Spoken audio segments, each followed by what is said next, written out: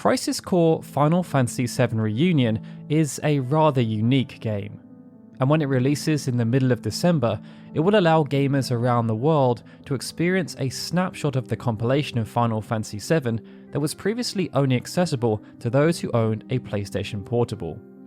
But what makes it unique is how much it will have changed in comparison to that original release.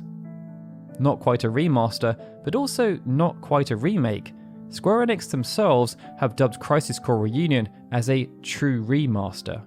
Part of this is due to the sheer scale of the enhancements they will bring to the table, enhancements that will touch on almost every aspect of the game, but it's also because of how they chose to handle the Final Fantasy VII Remake.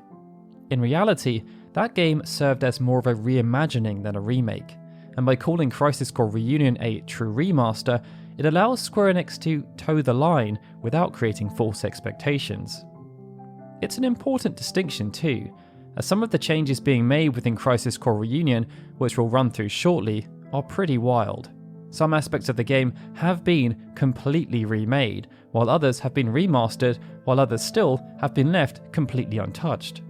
It speaks to comments that Hajime Tabata made some years ago. He served as the director of Crisis Core for its 2007 release, and was responsible for Final Fantasy Type 0 HD, another PSP game that was modernized for home consoles. That release, due to how unorthodox it was, must have served as something of a blueprint for Crisis Core Reunion, but Tabata was clear in the build-up to the release of Type 0 HD that if Square Enix did choose to modernize Crisis Core, it would need some pretty significant updates as opposed to just being a lift and shift. What's also interesting is that for a while there seemed no appetite for this to happen, perhaps due to the level of effort that would be required. Nomura even said that there were no plans to resurface the compilation as they didn't want to confuse players and wanted them to instead focus on their new vision. But after seeing how development was panning out with the Final Fantasy VII Remake, there was a feeling amongst the staff that they would be able to resurface the compilation, using techniques they had learned, as well as assets they had produced to make the development more efficient and more aligned to what fans might expect. They also wanted something that could fill the void between Remake and Rebirth, which is why Crisis Core has been resurfaced and made part of the wider Final Fantasy VII Remake project, as opposed to being a standalone entry like The First Soldier, with the Reunion tagline used to reflect this. Its inclusion has certainly raised expectations though, and with Crisis Core Reunion coming to market in the near-distant future, it's why we're excited to take you through a rather granular list of changes you can expect to see, starting with a narrative. Perhaps because of how much Square Enix has chosen to change the story of Final Fantasy VII within the remake, they have been quite clear, for the most part, about what this means for how the narrative will be treated within Crisis Core Reunion. In the basic sense, producer Mariko Sato told IGN that there are no plans to include any new elements within the existing story. Based on this, IGN inferred that this means there will be no new side quests and no offshoot storylines. Yoshinori Kitase, however, was a bit more vague, stating that as Crisis Core is still positioned as a story that expands on the original Final Fantasy VII as opposed to the story of Remake, they didn't want to stray too far from that original base. It's a similar sentiment to what Sato had said, but it does leave room for Crisis Core Reunion to feature more subtle elements, such as a sequence post-credits. This wouldn't interfere with the original story, but it could be used to promote Final Fantasy VII Rebirth. It's an approach that Tetsuya Nomura is notorious for using, and there was even a post-credits sequence present within the original Crisis Core. That time, the post-credit sequence featured a fully modernized take on the introduction of Final Fantasy VII, with many believing it was used to fan the flames and further build hype for a full-on Final Fantasy VII Remake, something that had also been fueled by their E3 2005 technical demo. Nomura also shared with Korean publication ReallyWeb that even though releasing Crisis Core with its original story untouched may seem to create a contradiction with what's been shown so far within the remake, once they have completed the entire trilogy, fans will realise that there is no contradiction. With there being no changes to the core narrative, a major change will instead come through how the narrative is delivered, and this is something that will link Crisis Core Reunion and the Final Fantasy VII Remake directly. In the build-up to the launch of the Final Fantasy VII Remake, Square Enix revealed that instead of rehiring the existing voice cast that had been used for much of the compilation, they had recast the entire game. This caused a lot of upset amongst the fanbase, not least because this only seemed to be a regional approach. But irrespective of how people felt about the change, there was no denying that after the remake had released, the new voice actors had done a stellar job.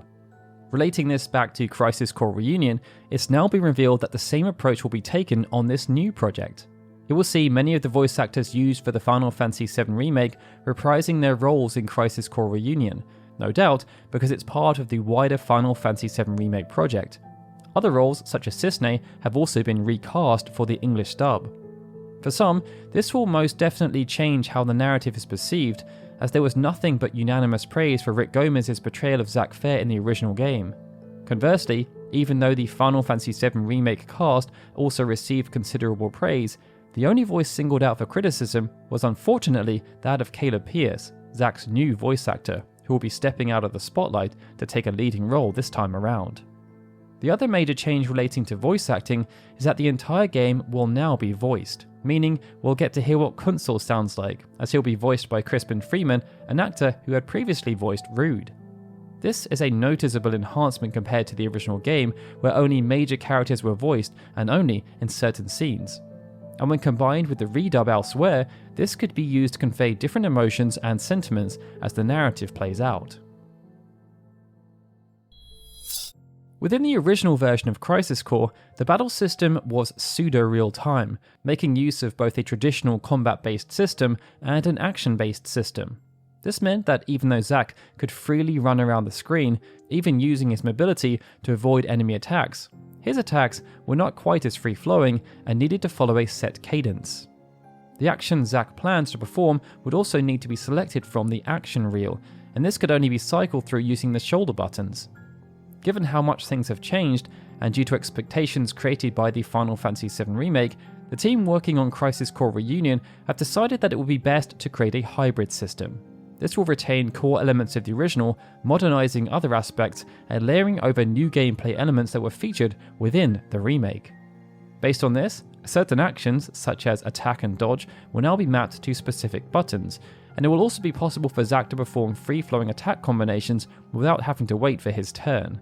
The speed of magic has also been adjusted to create a more free-flowing combat experience. Beyond that, Crisis Core Reunion will borrow the shortcut system used within the remake, something that would allow Zack to quickly use pre-selected abilities and magic. And Zack will now have access to Battle Stance, a new gameplay addition that will mirror Cloud's gameplay within the remake. By using AP, Zack will adopt a more aggressive stance, akin to Punisher mode, which will see his regular attacks changed to strong attacks with the damage output of other abilities enhanced. The other aspect pulled over is that when Zack blocks enemy attacks within the battle stance, he will perform a powerful counterattack just like Cloud. These changes will help to bridge the gap between Crisis Core Reunion and the remake, no doubt done to make the transition easier if, of course, Crisis Core Reunion convinces players to check the remake out. The other area that's seen a huge adjustment is the DMW system. Within the original, this was intended to be as much of a story mechanic as it was a battle function, and due to its importance, it was given a lot of screen time, with certain actions deemed mandatory and therefore interrupting the flow of combat after being placed front and center. Within Crisis Core Reunion, the DMW system has been made much more subtle. It's still very much a part of the battle system, but it's been made less intrusive in numerous ways, and perhaps the most noticeable way is that it no longer interrupts the combat unless the player wants it to. This means that various status effects will now be applied to Zack naturally, and any limit breaks or skills Zack can perform can be stored, much like situation commands within Kingdom Hearts 3, then used when the player feels it's the best time, as opposed to them being used automatically. Another nice quality of life adjustment here is that the various DMW cutscenes can also be skipped. Another minor change relates to boss encounters. Within the original, many bosses could perform moves that were unblockable. However, to try and moderate the difficulty within Crisis Core Reunion, even though those same attacks will still appear, their damage can be mitigated or even nullified completely by dealing damage when they're charging. It's a small adjustment, but it's one that helps to make the game feel more modern by adding a sense of urgency and strategic play that wasn't possible within the original. Two other quality of life adjustments are also welcome. Zack can now dash when outside of combat, and the camera has been mapped to the right analog stick, allowing for much more field of vision and more control. This can perhaps best be seen within battles, as the camera can now freely be moved around, as opposed to in the original, where it was limited to being associated with the locked-on enemy. Moving on to presentation, the initial plan was to release Crisis Core on modern systems with only minor changes to graphics, something that would have been more in line with the approach Square Enix had taken with Type 0 HD. But the team quickly realised that this approach would no longer fly. When speaking with the Square Enix blog, Sato shared that as part of their initial planning, they explored what the minimum viable product could be, but when they put the original on a large screen, the team saw lots of elements that gave them pause, from both a technical perspective but also in terms of audience perceptions. It's for this reason that a significant amount of time and effort has been placed on providing very thorough enhancements to the visuals. As with other aspects, this led to them modifying the original Crisis Core so that Crisis Core Reunion would be much more in line with what they would be doing with Remake, and this approach was rolled out to almost every facet of the game's presentation. Top level, Crisis Core Reunion has been redeveloped from the ground up using Unreal Engine 4, with level geometry modified and brand new lighting effects brought in to make sure environments really pop. On the PS5, PS4 Pro, Xbox Series X, Xbox One X and PC, the game will be rendered in 4K, with the PlayStation 4, Xbox Series S, Xbox One S and Xbox One dropping down to 1080p, and the Nintendo Switch capping out at 720p. The PC version will be capable of frame rates up to 120 FPS, whereas the PlayStation 5, Xbox Series X and Series S will run at a maximum of 60 frames per second, and all other systems will run at 30 frames per second. It should be noted, however, that the Xbox Series S version will be defaulted to 30 frames per second unless the day one patch has been downloaded. Outside of this, all characters, summons and enemies will have new models, and environments have been recreated from scratch. On the subject of character models, where possible, the developers have updated them to be as close to what's seen within the Final Fantasy VII Remake as possible. But there are of course numerous characters like Cisne and Dr. Hollander who are exclusive to Crisis Core, and their models have been reworked too. Summons have gone through a similar transition. Their individual models have been updated to be more in line with the remake, with Ifrit being perhaps the best example of this. Within the original game, Ifrit was redesigned from scratch, resulting in a new appearance that only had a slight resemblance to Ifrit from the original game. But now, we can see that the redesigned Ifrit has not been retained or updated. Instead, Ifrit is now much closer to what was seen within the remake, which was heavily based on the original appearance in Final Fantasy VII. Each of their animation sequences has also been reworked from scratch to make them feel more awesome in size and scale, but also more powerful. Extending beyond, even though many of the in-game sequences have used animations from the original as their base, there will be numerous modifications to make the scenes more plausible. Some have been required due to the removal of text boxes that help to break up specific scenes, while others serve as quality of life adjustments and are so subtle that they can only be seen when watching the sequences side by side. FMV will be largely untouched as far as we're aware, but there have been some small tweaks, such as updating the design of the Buster Sword to what was seen in Remake, as opposed to the original Crisis Core. Another intriguing aspect relates to the UI. It will see the original UI rendered largely obsolete, with a brand new menu system created for Crisis Core Reunion that is directly inspired by the remake.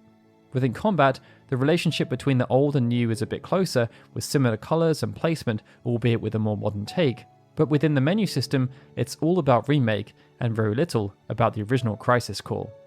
When looking at them side by side, the inspiration is clear, with the same colours, accents, and even use of character profiles. The other major presentation change worth mentioning comes via the soundtrack.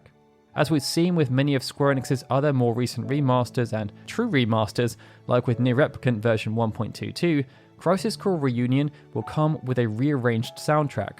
This will be overseen by Takeharu Ishimoto, who was the original composer of Crisis Core, but it's unclear whether A, other composers or arrangers will be involved this time around, and B, whether this will be a one-to-one rearrangement, such as was the case with projects like Final Fantasy X HD Remaster, or whether the soundtrack will be expanded to include new materials, as was the case in Final Fantasy XII The Zodiac Age. The other element that's been announced is that the rearranged soundtrack will be mandatory listening. In other words, there will be no toggle to switch between the rearranged soundtrack and the original soundtrack. As we build up to launch, the Crisis Core Reunion trophy list has been revealed, and it aligns with what Sato has stated. The content is much the same, however that's not to say there aren't tweaks. One of the interesting elements here affects Japanese gamers. Due to there being no simultaneous launch of Crisis Core, the North American and European releases had a few enhancements, with the most notable being a difficulty selection. This would see players be able to play on normal or hard difficulty, with this selection being made at the beginning of the game. Japanese players will now be given this option. The other modification is that you will now be able to change difficulty during the middle of a playthrough, something that's crucial for players who are finding the challenge detracts from the enjoyment of the narrative. But yeah, with that I think we're done with all the major changes we currently know about relating to Crisis Core Reunion in comparison to the original game. No doubt in the coming weeks, much more will be clear as people start to explore and can go much deeper with the changes in other parts of the game. And on that note, please be sure to keep your eyes peeled as we should be publishing our views on Crisis Core Reunion closer to launch. Alright everyone, with that, this is Daryl signing out. As always, I'd like to give a big thanks to all of our Patreon and YouTube membership supporters, especially Benjamin Snow, The Livestream, Galsin Dikujata, Gregory and Lord of Morning, who are super special Onion Knight supporters. And of course, a big thank you to everyone for watching this video. I'll see you all again soon for more Final Fantasy goodness.